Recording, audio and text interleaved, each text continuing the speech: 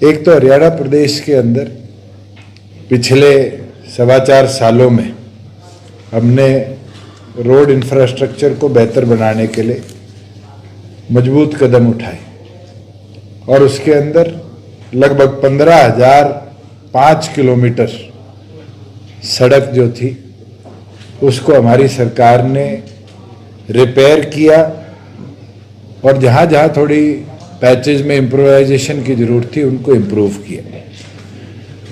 उसके साथ 1550 किलोमीटर प्रदेश के अंदर नया रोड नेटवर्क जो एग्जिस्टिंग नहीं था उसको बनाने का काम किया। उसके साथ लगभग 2500 किलोमीटर हमारा प्रधानमंत्री ग्रामीण सड़क योजना जिसके अंदर स्टेट और सेंटर पार्टनरशिप के साथ रूरल रोड इंफ्रास्ट्रक्चर को बेहतर करने का है, उस पे कदम उठाए गए। 1360 किलोमीटर नाबार्ड के फंड से हमने प्रदेश के अंदर रोड नेटवर्क को इम्प्रूव किया। कुल मिलाकर 20,399 किलोमीटर स्टेट फंड से और सेंटर एड से हमने जो हमारे एमडीआर्स, ओडीआर्स, लिंक सड़कें और स्टेट हाईवेज इस रोड नेटवर्क को 4.25 साल में इम्प्रूव करने का काम किया है। इसके एडिशनल करनाल का, अंबाला का, पिंजौर का, झज्जर का, छोटे बड़े 12 नेशनल हाईवेज के बाईपासेस जिसमें 2 नई एडिशन जींद और उचाड़ा बाईपास की है, इसकी भी केंद्र सरकार से स्वीकृति दिलाने का काम किया और इनके लिए जो स्टेट से फंड्स जाने थे एनएचएआई को उनको ट्रांसफर कर कैसे शहरों से भी ट्रैफिक को बाहर की बाहर निकाला जाए और कंजेशन बचाई जाए उसको पूरी तरह कंप्लीट करने का काम किया। और मुझे खुशी है कि जो हमारा पिंजौर का ट्रैफिक बद्दी को जाता था जिसके अंदर बहुत बड़ा ट्रैफिक जाम कालका पिंजौर में लगा रहता था, उसका लगभग 93% काम कंप्लीट हो चुका और जल्द मैंने गडकरी जी से भी निवेदन दिया है कि वो समय भी दे दे कि हम इसको इनॉग्रेट कर लें और एक नेशनल हाईवे के अंदर हमारे एडिशन हो जाए। जिसके साथ जो हमारे यमुनानगर से पोंटा साहब शहर के अंदर से सड़क जाती थी उसकी भी केंद्र की स्वीकृति आ गई है कि अब यमुनानगर शहर के और जगाधरी शहर के ऊपर से पोंटा साहब के लिए नेशनल हाईवे ही बाईपास को बनाने का काम करेगा, जिससे धार्मिक स्थली को भी जुड़ने वाले हमारे इस रोड नेटवर्क को बाईपास के तौर पर हम जोड़ पाएंगे और ठेठ पोंटा साहब तक नेशनल हाईवे का निर्माण पूरा कर पाएंगे। 2 साल पहले हमने एक कदम उठाया था कि फाटक मुक्त हरियाणा बनाएंगे, चाहे वो हमारे एमडीआर्स, ओडीआर्स हैं, उनके ऊपर भी जितनी जगह रेलवे फाटक थे उनको आरओबी की मदद से हम कंप्लीट करेंगे और रोड नेटवर्क को बिना हैसल के रेलवे फाटक पे रुकने के कनेक्टिविटी देंगे। आज मैं खुशी के साथ कह सकता हूं कि 35 आरओबी हमने कंप्लीट कर लिए हैं, 52 आरओबी हैं जो अगले 6 महीने में कंप्लीट हो जाएंगे और 43 आरओबी हैं जिनका काम रेलवे को ड्राइंग्स का या अप्रूवल्स का ऑलरेडी हो चुका है और इनका भी कंस्ट्रक्शन फेज जल्द शुरू हो जाएगा। और इसके बाद हरियाणा प्रदेश के अधिकतम जो ओडीआर्स, एमडीआर्स, उन सब पे कोई भी रेलवे फाटक आने वाले भविष्य के अंदर हमें देखने को नहीं मिलेगा। मुझे खुशी है कि निरंतर केंद्र सरकार का जो सपोर्ट हरियाणा को मिला है उसके अंदर 2 ग्रीनफील्ड एक्सप्रेसवे जिसमें एक डवाली से पानीपत है, एक हिसार से तो शाम और रेवाड़ी वाया महेंद्रगढ़ बाडड़ा है, इसकी भी डीपीआर कंप्लीट हो चुकी है और भारतमाला 2 के ए फेज के अंदर इनको डाल दिया गया है और जल्द जो official approval cabinet sub committee on infrastructure की है, वो इस पे आ जाएगी और इसका भी एक्विजिशन का प्रोसेस हम शुरू करने का काम करेंगे।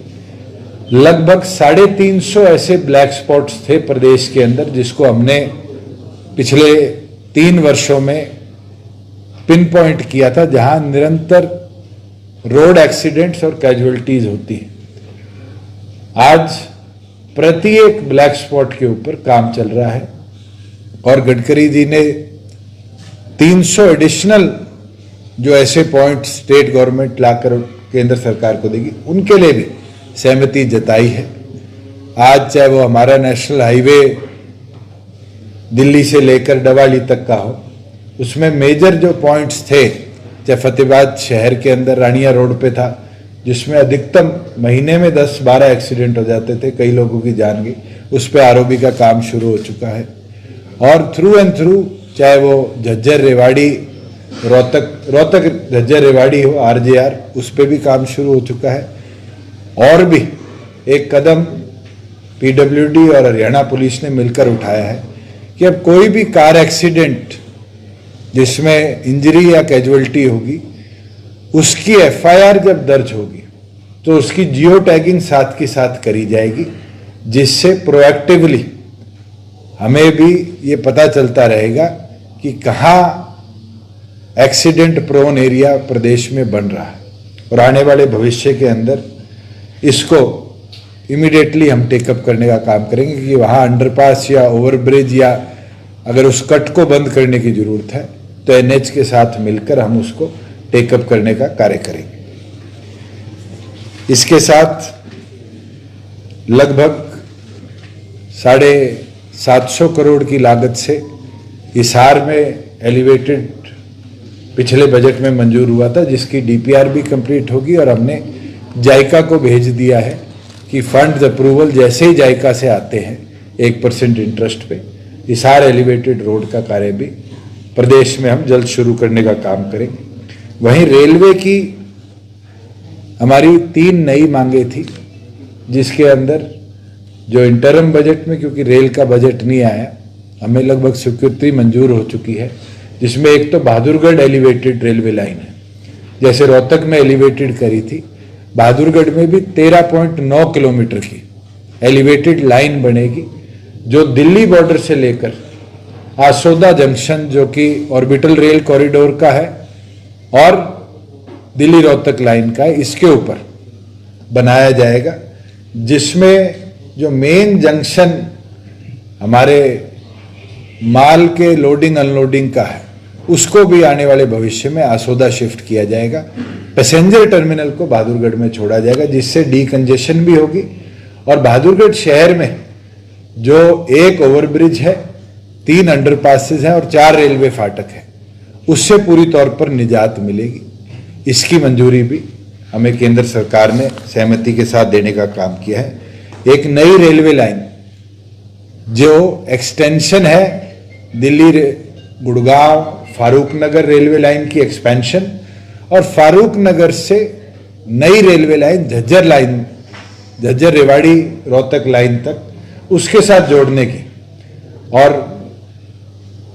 इसका सर्वे भी कंप्लीट हो चुका है। और 0.9 जब रेलवे ट्रैफिक इस पे आता है तो केंद्र सरकार नई लाइन की मंजूरी देती है। मुझे खुशी है कि 1.78 ट्रैफिक वेलोसिटी इस पे मार्क हुई है और एक रेलवे के लिए एक प्रॉफिटेबल रेलवे लाइन भी है। और इसके अंदर रेल मंत्री ने हमें सहमति भी दी है कि पूरा प्रोजेक्ट केंद्र सरकार के फंड्स के ऊपर इसको टेकअप किया जाएगा।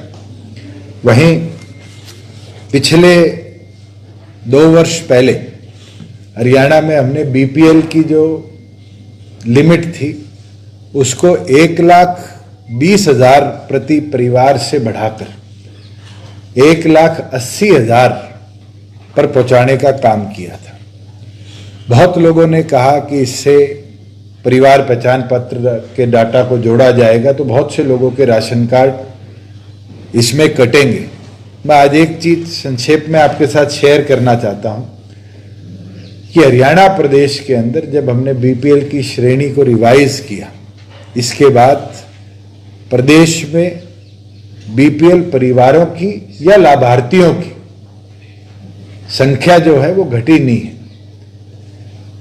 दिसंबर 2022 में जब ये कदम उठाया गया 26,94,484 प्रदेश में राशन कार्ड थे और 1,22,12,778 इसमें लाभार्थी थे।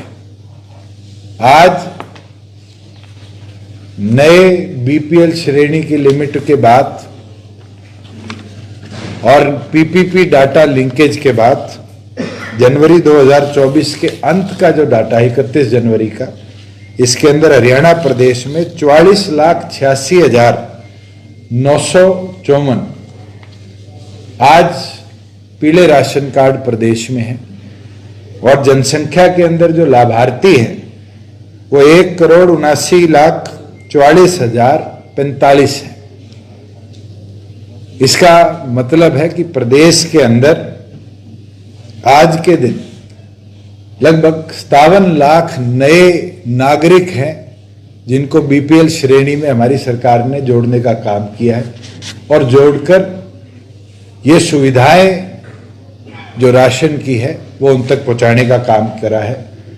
पीछे दिक्कत आई थी क्योंकि ये नंबर्स बढ़ गए थे और एलोकेशन केंद्र सरकार की जो थी वो फुलफिल नहीं हो रही थी। लगभग 68-69% लाभार्थियों तक ये लाभ पहुंच रहा था। केंद्र से हमें पत्र मिल गया है, स्टेट अब वीट नेफेड से और सेंट्रल गवर्नमेंट एजेंसी से परचेज करेगी, शुगर परचेज हमारी शुगर मिल से करेंगे और वो लाभ जो पिछला है वो भी फुलफिल किया जाएगा और प्रत्येक बीपीएल राशन कार्ड होल्डर को इस चीज का लाभ दिया जाएगा। एक कदम और हमने एडिशनल उठाया है।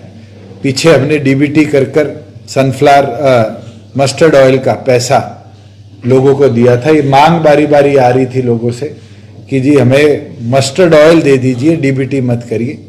हमने इस साल अब एक प्रपोजल हैफेड को भी भेजा था और हैफेड ने भी उसकी मंजूरी हमें दे दी है, क्योंकि पिछले वर्ष सनफ्लावर ग्रोइंग फार्मर्स ने भी प्रोटेस्ट किया था एमएसपी दी जाए। तो हम जो अब फाइनेंशियल ईयर शुरू होगा, इस फाइनेंशियल ईयर में अपॉन रिक्वेस्ट जो डिस्ट्रिक्ट से आएंगी, बैलेंस अप्रोच में आम नागरिक को दोनों तरह का तेल, सरसों का तेल भी और सूरजमुखी का तेल, मस्टर्ड ऑयल के साथ साथ सनफ्लावर ऑयल भी हम हैफेड का उपलब्ध कराएंगे। नागरिक जो लेना चाहे वो उसके डिस्ट्रिक्ट की जो रिपोर्ट हमें आएगी हेड ऑफिस में, उसको बैलेंस कर हम लाभार्थियों को दिलवाना चाहेंगे।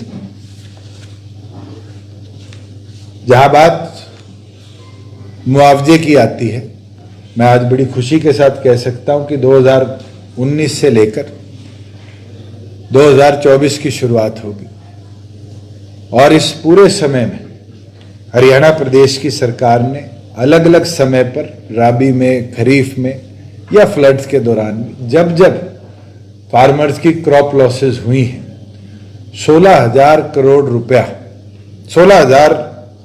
करोड़ रुपया हमने हमारे फार्मर्स को डीबीटी के माध्यम से पिछले एक वर्ष से और अकाउंट के अंदर पैसा ट्रांसफर पिछले 4 वर्ष से कर देने का काम किया है। आज भी कई जगह से मेरे पास मांग आई है कि परसों ओले गिरे थे, उससे भी कई जगह क्रॉप लॉसेस है। अब भी अगले 3 दिन रेन प्रिडिक्टिव है। इस सभी चीज को देखते हुए हमने ये निर्णय भी नहीं है, मैं आपके माध्यम से सिर्फ जागरूक करना चाह रहा हूं कि जनरल गिरदावरी 1 फरवरी से 1 मार्च तक पूरे प्रदेश भर में चल रही है। जहां भी इस तरह की क्रॉप लॉसेस की रिपोर्टिंग आएगी उनको डिस्ट्रिक्ट एडमिनिस्ट्रेशन भी मॉनिटर करेगा, मगर मैं आपके माध्यम से प्रत्येक फार्मर से भी निवेदन करता हूं कि ये ताकत हरियाणा सरकार ने आपको भी दे रखी है और आपके मोबाइल पर है और आप भी क्षतिपूर्ति के माध्यम से सरकार तक कोई भी क्रॉप लॉस हुआ है उसकी डायरेक्ट रिपोर्टिंग कर सकते हैं। इसके साथ साथ 1.25 वर्ष पहले हरियाणा प्रदेश के अंदर digital record room district level पर हरियाणा सरकार ने बनाया था और बड़ा सक्सेसफुल हुआ कि किसी भी व्यक्ति को पुराना रेवेन्यू रिकॉर्ड भी देखना था या निकालना था तो उसको कागजों को खंगालने की जरूरत नहीं पड़ती थी।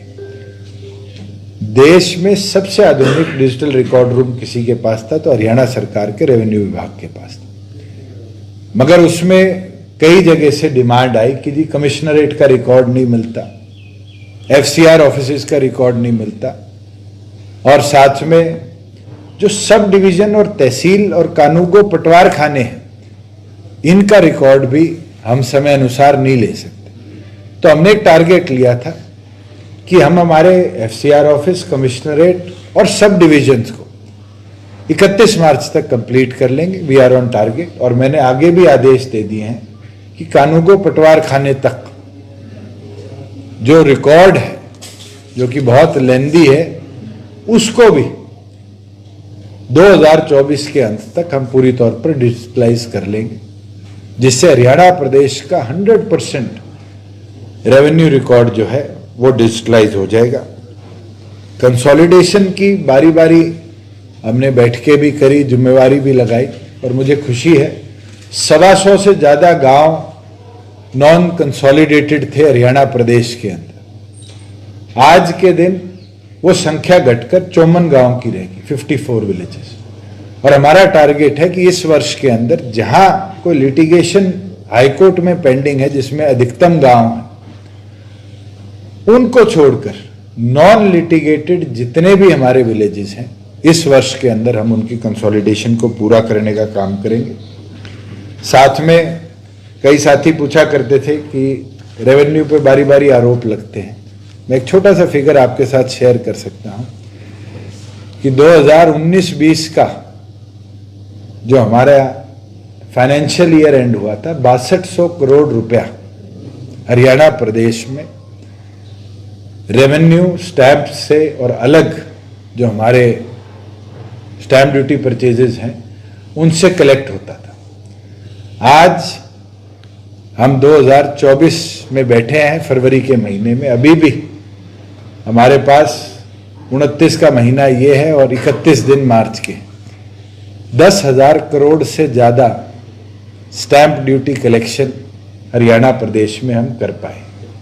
और मैं मानता हूँ ये टारगेट नहीं है, ये क्लेanलीनेस है।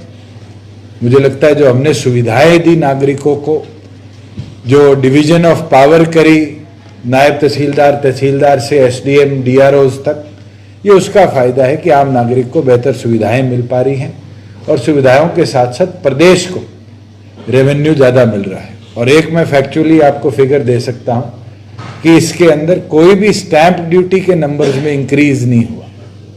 हरियाणा प्रदेश में पहले भी 5% महिलाओं के लिए और 7% औरों के लिए स्टैंप ड्यूटी थी, आज भी वही है। मगर उसके बावजूद भी हम 4000 करोड़ से ज़्यादा रेवेन्यू इस वित्त वर्ष में, और कंपैरिजन करें तो पिछले साल 10,200 करोड़ था, उससे पिछले साल 9300 करोड़ था। ओवर ईयर्स हम इंक्रीज करा पाए हैं। वहीं टैक्सेशन कलेक्शन जो थी जीएसटी की, उसके अंदर भी 30% की ग्रोथ हमारी क्यूमुलेटिव 4 साल के अंदर है। और इस साल के अंदर अभी तक 16% ग्रोथ में हरियाणा प्रदेश चल रहा है। हम 32,456 करोड़ रुपया इस वित्त वर्ष में अब तक कलेक्ट कर पाए हैं। और मेरा मानना है कि जो टारगेट हमारी सरकार ने लिया था कि हम इसको 36,000 करोड़ लेके जाए, उसको भी पूरे प्रदेश में हम अचीव कर पाएंगे।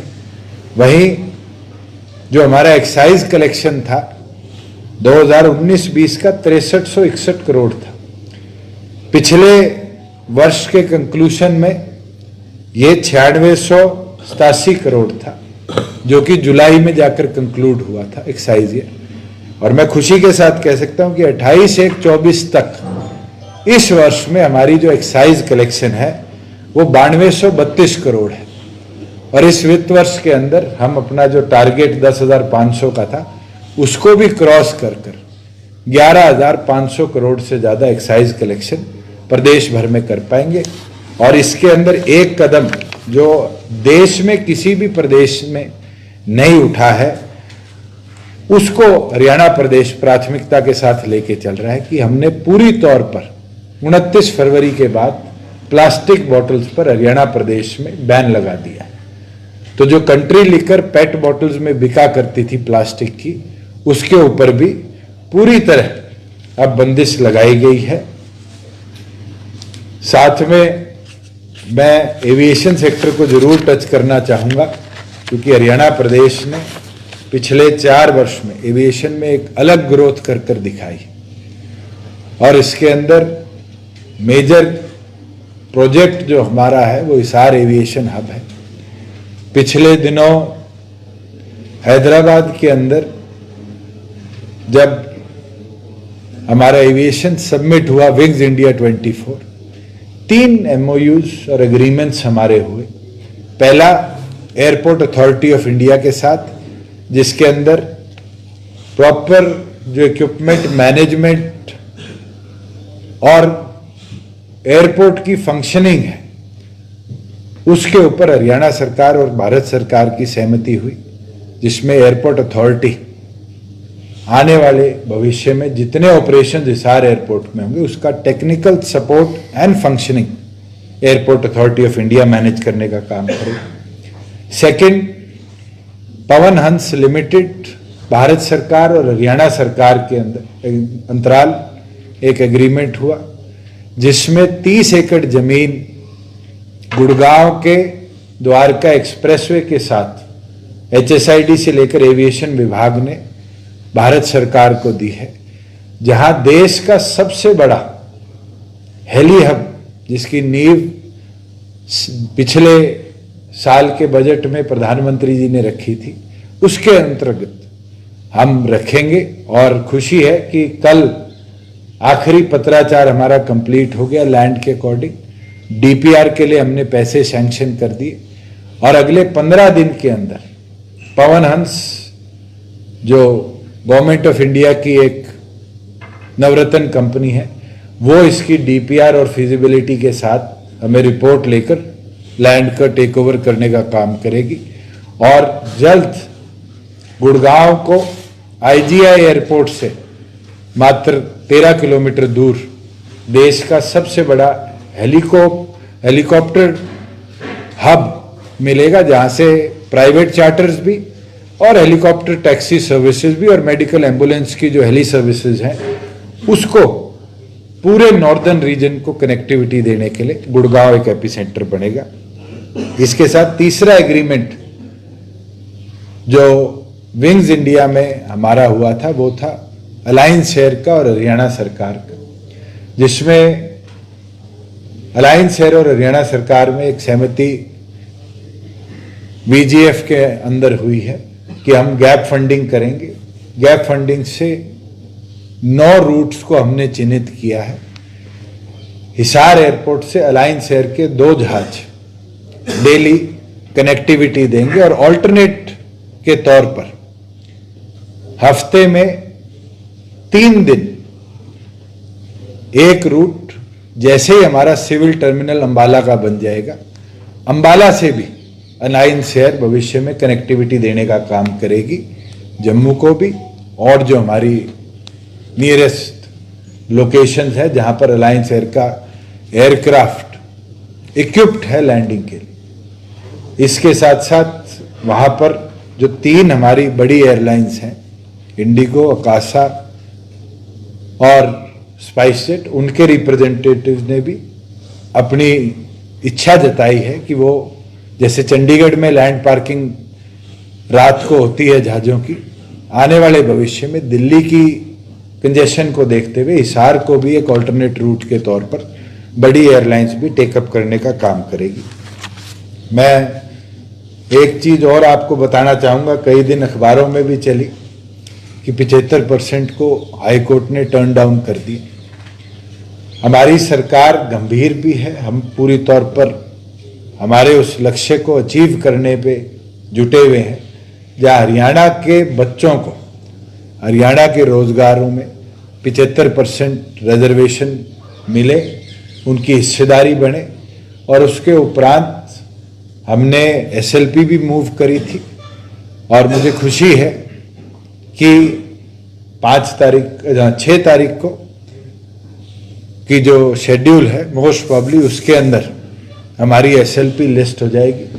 सॉलिसिटर जनरल जो हमारे हैं तुषार मेहता जी, उनको हमने एंगेज किया है कि वो हरियाणा सरकार की तरफ से अपना पक्ष रखेंगे, और ये जो ऑर्डर आया है इसको स्टेप असाइड कर कॉन्स्टिट्यूशनल पॉइंट्स को देखते हुए हरियाणा प्रदेश के अंदर कैसे ये अधिकार युवाओं को मिले, उसके उपरांत हमारी पक्ष की आवाज रखते हुए हमारे पक्ष के अंदर हमें पूरी उम्मीद है कि ये जो 75% एक्ट है इसको सहमति से माननीय सुप्रीम कोर्ट देने का काम करेगा। लास्टली, मुझे खुशी है कि 4 साल के अंदर डिस्पाइट कोविड प्रदेश के अंदर इंडस्ट्रियलाइजेशन बढ़ी है। जो आंकड़े दिसंबर 31 तक के हमारे पास है, लगभग 39,700 करोड़ का बड़ी लघु माध्यमिक उद्योगों का निवेश हरियाणा प्रदेश में हुआ है।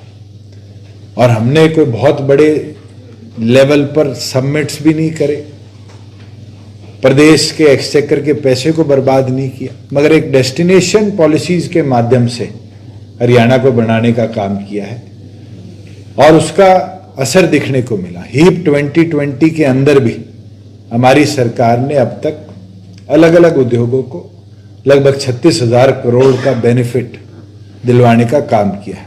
और उसके साथ जो हमारी 9 एडिशनल पॉलिसीज प्रदेश में आई, चाहे वो एरो डिफेंस हो, इलेक्ट्रिक व्हीकल हो, स्टार्टअप हो, इन तमाम पॉलिसीज से हरियाणा के आम नागरिक को उद्योग से रोजगार मिला, उसमें बहुत लाभ मिला है, जिसमें सबसे बड़ा 15,000 करोड़ का एक ही निवेश मारुति सुजुकी इंडिया लिमिटेड ने खरखोदा में दुनिया का सबसे बड़ा कार मैन्युफैक्चरिंग प्लांट, जिसमें 10,000 गाड़ियां प्रतिवर्ष 10 लाख गाड़ियां प्रतिवर्ष मैन्युफैक्चर होंगी, इसका काम शुरू कर दिया। और फेज 1 जो है वो जनवरी 2025 के अंदर शुरू हो जाएगा, फेज 2 जून 2026 में, और फेज 3 उस प्लांट का 2027 के अंदर मारुति सुजुकी इंडिया लिमिटेड ने टारगेट कर रखा है कि वो स्टार्ट करेगी।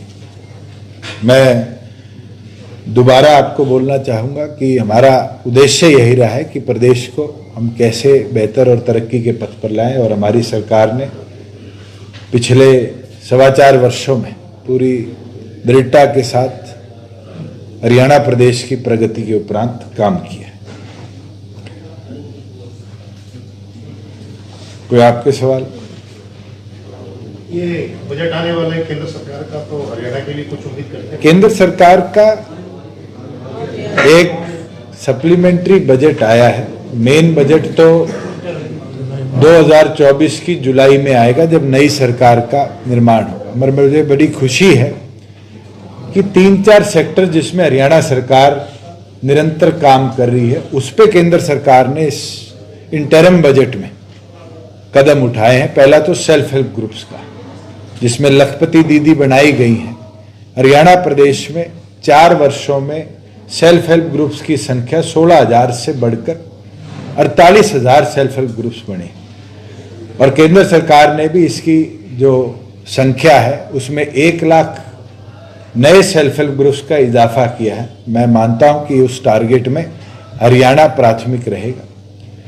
ग्रीन एनर्जी के ऊपर जो कार्य केंद्र सरकार ने निर्धारित करे हैं, जिसमें बजट की भी बहुत ज़्यादा इन्हांसमेंट हुई है, हरियाणा के अंदर पिछले 2 वर्षों में 9 एथेनॉल प्लांट्स नए लगे हैं, 7 कंप्रेस्ड बायोगैसेस प्लांट लगे हैं, और मैं मानता हूं ये संख्या दिन प्रतिदिन बढ़ती जा रही है। ग्रीन एनर्जी के ऊपर 1,000 रुपये प्रति एकड़ पराली ना जलाने का जो बेनिफिट हमारी सरकार ने देने का काम किया, उसके बाद बहुत से ऐसे फार्मर्स ने पराली ना जलाते हुए ग्रीन एनर्जी की ओर अपने पराली को बेचने का काम किया है। और तीसरा, जिसका मैं अंत में अभी विवरण आपको दे के गया था, कि एमएसएमई सेक्टर्स में सबसे बड़ा सेक्टर जो है वो स्टार्टअप्स का है।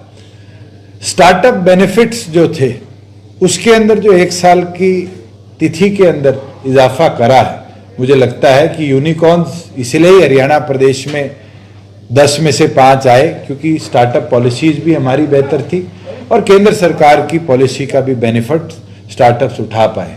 मैं तो केंद्र सरकार का आभार प्रकट करता हूं कि हमारे कदमों को कहीं ना कहीं और आगे ले जाने के लिए जो उनका नए इंटरम बजट के कदम है वो और ज्यादा सहयोग करने का काम करें।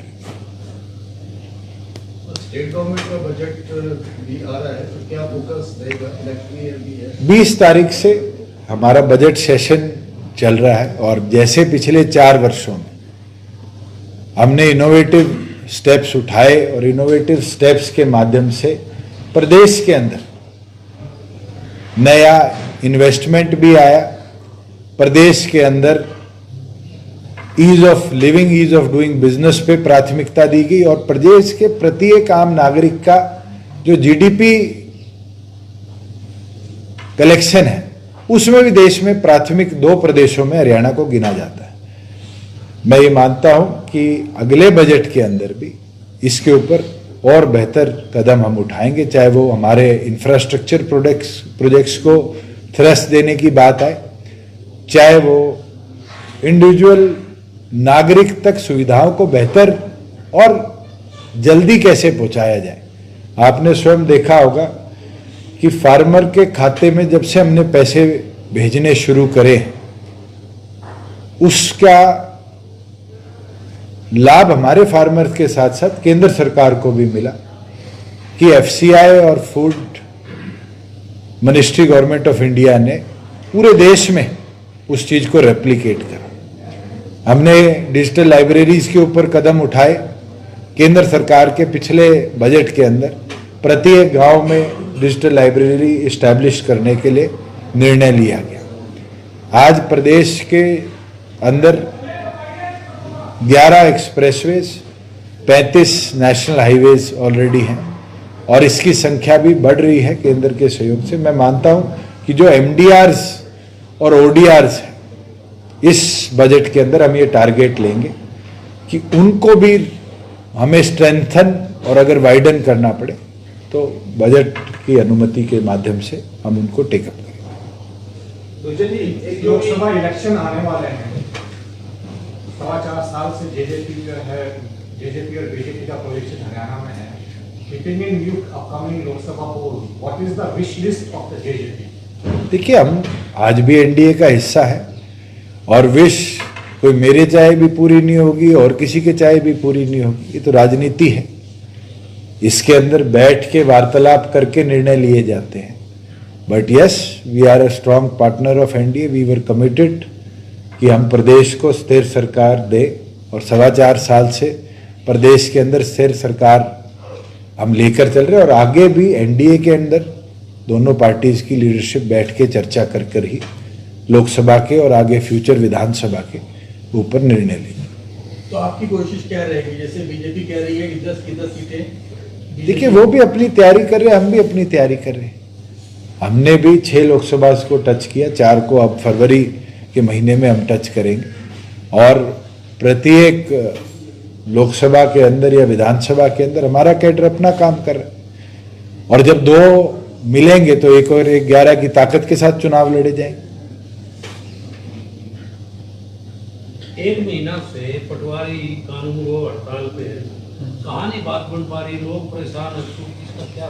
उनके साथ एफसीआर लेवल पे भी 2 दौर की चर्चा होगी है। पहली चीज, जो उनके पे ग्रेड को 35,000 के लगभग ले जाने की बात थी, सरकार ने उस पर सहमति दे दी है। फाइनेंस के पास अप्रूवल के लिए फाइल भेज दी थी और मुझे लगता है जल्द वो अप्रूवल भी हो जाएगा और उसके अनुसार उनके जो पे ग्रेड के अंदर इंक्रीज था उसको सरकार करने का काम करेगी। डिजिटलाइजेशन, यूटिलाइजेशन की बात है या जो और कदम उठाने की बात है, मुझे लगता है एडमिनिस्ट्रेटिव लेवल पर ही ये छोटे छोटे जो हैसल्स हैं इनको हम रिजॉल्व कराने में कामयाब रहे। किशन जी, जो बलराज कुंडू का क्या मामला जो कल दिग्विजय जी ने कहा कि पहले ही उन्होंने हमसे खूब काम करवाए हैं लेकिन अभी किन्हीं कारणों से मना कर रहे हैं, तो बलराज कुंडू ने कहा कि अगर मेरे यहाँ काम हुए तो लोग ऐसा क्यों करें? आप जाइए मैम के अंदर, ये तो मैं ऑन रिकॉर्ड आपको बोल देता हूँ। अभी तो मेरे पास कागज नहीं है, मेरे आंकड़े थोड़े बहुत मैं याद रखने की आदत रखता हूँ। आज महम कॉन्स्टिट्यूएंसी के अंदर भी 100 करोड़ से ऊपर के सड़कों के निर्माण हो। प्रधानमंत्री ग्रामीण सड़क योजना के अंदर भी उनकी मेजर सड़कों को हमने दुरुस्त करवाया। अगर भेदभाव होता तो शायद वो काम ना होते। अगर कम्युनिटी सेंटर्स आए, ई लाइब्रेरीज आई, गांव के अंदर नई टेक्नोलॉजी के साथ डेवलपमेंट के कार्य हमने करवाए, तो प्रदेश के किसी विधायक को भी मुझे नहीं लगता आज ये कहने की जरूरत है कि मेरे काम नहीं हुए। आज रिकॉर्ड उठाकर देखो, उनकी कॉन्स्टिट्यूएंसी के अंदर सामण हो, मोखरा हो, ये तो मैं ही गांव जानता हूं जिनके अंदर वाटर लॉगिंग की समस्या आज की नहीं है, दशकों पुरानी है। 70 करोड़ की लागत से फ्लड एंड ड्रॉट के अंदर एक मैम कॉन्स्टिट्यूएंसी में हमने परमानेंट इंफ्रास्ट्रक्चर क्रिएट किया है, जिसमें पाइपलाइन पंप सेट्स लगाई गई है जो ड्रेन्स तक पानी को ले जा रही है। और केवल मात्र एक कॉन्स्टिट्यूएंसी नहीं, ये तो आप सब इस चीज को जानते हैं कि हरियाणा प्रदेश में कांग्रेस के शासन में 125 करोड़ रुपया भी फ्लड एंड ड्रॉट में यूटिलाइज नहीं हो सकता था। पिछले वर्ष हमने बढ़ाकर 1100 करोड़ किया। इस वर्ष उसको हम जो टेंटेटिव प्लान है 100 करोड़ से भी बढ़ाकर 1500 करोड़ लेके जा रहे हैं। और ये दादरी हो, महम हो, बवाड़ी खेड़ा हो, दुलाना हो, नारनौंद हो, सफीदो हो, एक ही हरियाणा की ऐसी बेल्ट थी जहां कॉन्ट्यूरिंग में सबसे निचला एरिया आता था और वहां पानी बारिश में खड़ा होता था और कई बार दो फसलों तक क्रॉप लॉस वहां देखा जाता। वहां पर परमानेंट इंफ्रास्ट्रक्चर बना के जो निजात मिली है, मुझे लगता है इससे किसी एक एमएलए या एक कॉन्स्टिट्यूएंसी नहीं, उस पूरे क्षेत्र का हमने भला किया। ये अपोजिशन का आरोप है कि एजुकेशन में बड़ा जो पद रिक्त है, कमरों का निर्माण नहीं हुआ, करीब 2500 से ज़्यादा कमरों का निर्माण होना बाकी है, शौचालय नहीं है छात्रों के लिए, तो इस बारे में क्या कहेंगे? देखो, मैं एक चीज पे तो मानता हूं कि कोविड के बाद जो भर्तियां होनी थी और जिस प्रोसेस के साथ होनी थी वो टाइमली नहीं हो पाई। आज मैं सुबह फायर का रिव्यू भी कर रहा था तो लगभग 1800 के आसपास हमारे पास फायर टेंडर ऑपरेटर्स और ड्राइवर्स की कमी है और उसको हमने कौशल से बहुत हद तक फुलफिल कर रखा है। मगर जब तक परमानेंट एम्प्लॉयमेंट नहीं होगी, एक चीज़ तो सेटबैक के तौर पे देखी जाएगी, मगर स्टाफ सिलेक्शन कमीशन ने ये कमिट किया है कि वो जल्द जो ग्रुप डी और सी के सीईटी के एग्जामिनेशंस हुए हैं उसका डॉक्यूमेंट वेरिफिकेशन प्रोसेस को कंप्लीट कर लेगी और डॉक्यूमेंट वेरिफिकेशन के बाद जो नए लाभार्थी जो हमारे एम्प्लॉयज़ हैं वो एम्प्लॉयज़ आकर प्रदेश सरकार की सेवा में उतर जाएंगे। जहां कमरों के निर्माण की बात है, फंड्स आर अवेलेबल, जहां जहां से डीओ लेवल से रिपोर्ट्स आती हैं, एजुकेशन विभाग निरंतर अप्रूवल भी और फंड ट्रांसफर भी कर देता है। इसका निर्माण, क्योंकि ये स्टेट गवर्नमेंट मॉनिटर्ड स्कीम नहीं है, गवर्नमेंट ऑफ इंडिया का सर्व शिक्षा अभियान के अंदर डायरेक्शन थे कि village level committee will oversee. तो ये विलेज लेवल कमेटीज के अंदर कोई डिले आया है तो मैं जरूर इसको चेक। सरकार की काफी अचीवमेंट्स जो आपने बनाई, उपलब्धियां रही, do you perceive any challenge from the opposition parties in the election in offering? आज के दिन तो ये हालात है कि ऑपोजिशन आज के दिन सबसे खिंडा हुआ है और इतना डिवाइडेड ऑपोजिशन इंडियन हिस्ट्री में शायद ही देखने को मिला हो, जब एक टेबल पे बैठ के रोटी खाते और कमरे से बाहर निकलते ही लड़ाई लड़ लेते। नीतीश कुमार जी एनडीए का हिस्सा बन चुके, ममता दीदी ने जो बयान परसों दिया है, मुझे नहीं लगता कि आप में से कोई एक ऐसा भी पत्रकार छायाकार साथी होगा जिसने पढ़ा ना हो कि कांग्रेस 2 सीट भी नहीं जीत सकता। आज के दिन ऑपोजिशन जितना डिवाइडेड है, मैं मानता हूं कि our government doesn't foresee any challenge. In state perspective, पहले तो लोकसभा है, और स्टेट के अंदर भी आज के दिन मैं मानता हूं जिस तरह से डिवाइडेड कांग्रेस स्टेट में भी है, नेशनल लेवल पर तो डिवाइडेड ऑपोजिशन है, यहां तो डिवाइडेड कांग्रेस है। एक फादर सन ग्रुप है, एक SRK ग्रुप है, और तो और प्रभारी ग्रुप है। जितने ग्रुप बन चुके हैं, मुझे नहीं लगता है कांग्रेस के खात्मे के लिए इससे ज्यादा किसी चीज की जरूरत है। और कैप्टन अजय यादव ने तो खुल के कह दिया, बहुत आदरणीय है, कि मेरे को घुटन महसूस होने लगी। मैं तो कहता हूं अगर कांग्रेस में इतनी घुटन है तो हमारे दरवाजे खुले हैं, आइए, सम्मान भी ज्यादा देंगे और आपको आगे भी रख के चलेंगे। आम आदमी पार्टी को लेकर क्या? जो नतीजे आम आदमी पार्टी ने पोस्ट पंजाब इलेक्शंस स्टेट्स में चुनाव लड़कर लाई है, ये एक चीज क्लियरिटी है कि किसी भी और स्टेट ने आम आदमी पार्टी को अपनाने का काम नहीं किया। हमारे यहाँ भी एक ट्रेंड चला था कि पूर्व मंत्री, पूर्व सांसद, पूर्व विधायकों ने एक लाइन लगाकर आम आदमी पार्टी ज्वाइन करी, मगर आज प्रैक्टिकल डाटा जो है वो यही है कि उनमें से कोई आम आदमी में नहीं बचा, और कोई एक आधा बचा हुआ भी है तो वो ऐसा है जो ढूंढ रहा है कि मुझे सम्मानित जगह कहां मिलेगी, मैं चला जाऊं।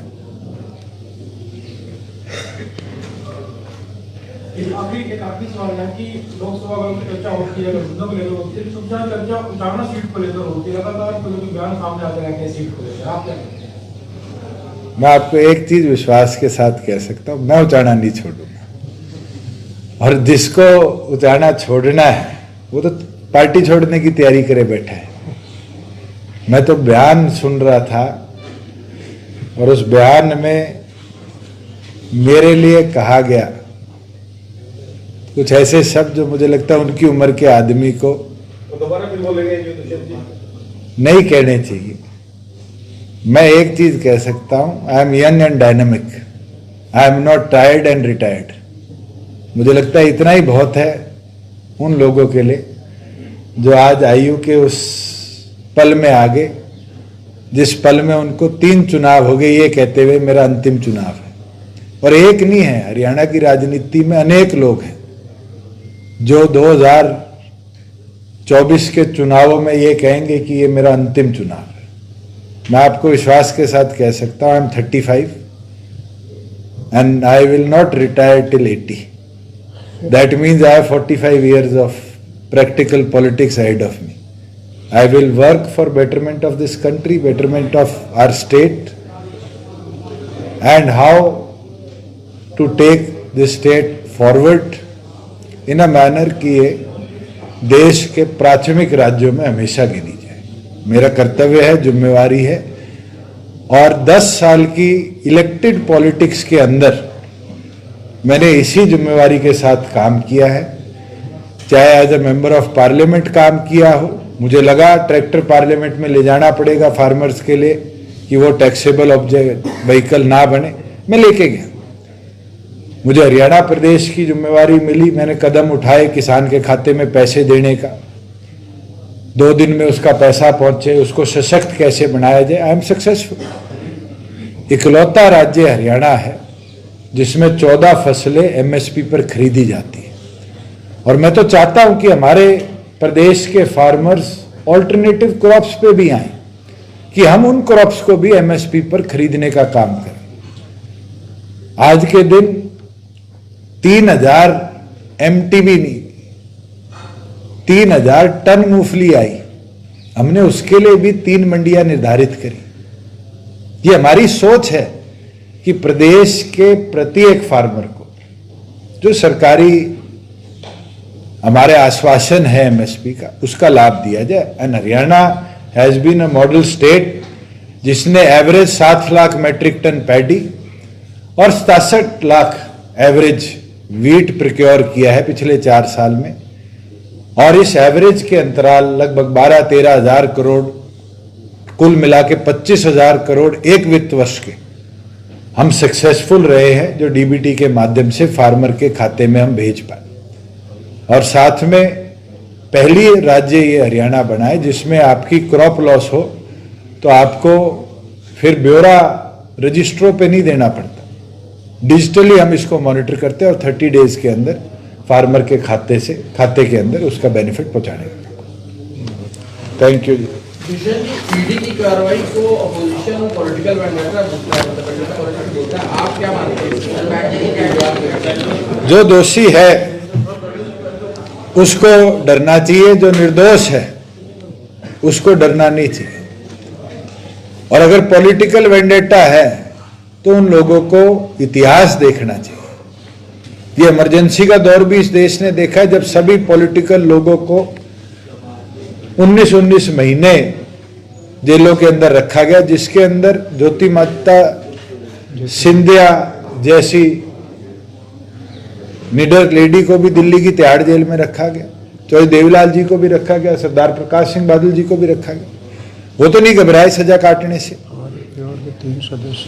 आज सीबीआई के दुरुपयोग की हम बात करते थे, चौधरी ओम प्रकाश चौटाला जी को, चौधरी अजय सिंह चौटाला जी को 10 साल तिहाड़ कटवाई। आरोप क्या था? 1 रुपया का लेन देन नहीं था। जिनके पीछे ईडी पड़ी है उसमें तो पैसा भी है, लाभ भी है, ट्रेल भी है। उसके बाद वो लोग कहते हैं दुरुपयोग हो रहा है। मुझे लगता है ये लोगों के मन में घबराहट है। इसमें तो मैं लालू जी को निडर मानता हूं, जो हर रोज जाकर खड़े तो होते हैं। मैं उनकी उम्र में, उनकी सेहत, जिनकी किडनी ट्रांसप्लांट हुई, आई अप्रिशिएट हिज बोल्डनेस कि वो घबराए नहीं। आप देख लेना, भूपेंद्र सिंह हुड्डा जी को 4 बार और बुलाएंगे, 10 किलो वजन कम हो जाएगा।